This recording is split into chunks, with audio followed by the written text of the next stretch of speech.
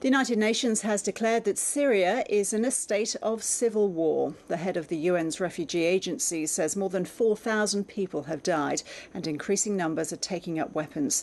The main opposition group has also reached an agreement with rebel soldiers to work together to oust the president.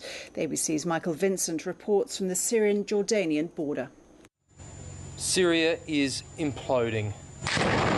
This video, purportedly shot in a town near the Turkish border, shows yet another civilian casualty. The UN is putting the number of dead at 4,000. I said this in August before the Security Council, that there's going to be a civil war. And at the moment, that's how I am characterising this. The Free Syrian Army has now cut a deal with the main opposition group to protect civilians and not carry out attacks. But many Syrians can't stand it any longer. I'm 65 years old. I never expected to be a refugee.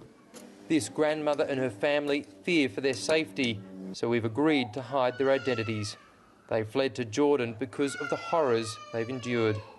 A man wanted to buy bread. They told him no, shut your mouth and go. He didn't go, and so they shot this 63-year-old man. I saw this with my own eyes. Now in a Jordanian safe house in Syria, they say they had no running water, no electricity, and they used a wood fire for cooking. Noor says the fighting near her home in Homs was constant. She fears for her family who remain.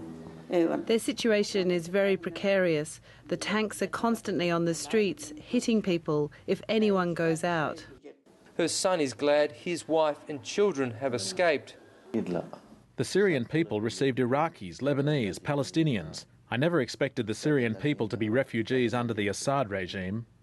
The Jordanian government is now preparing camps for a massive influx of refugees. If the violence gets much worse in Syria, tens of thousands may come here seeking safe haven. Michael Vincent on the Jordanian-Syrian border for ABC News.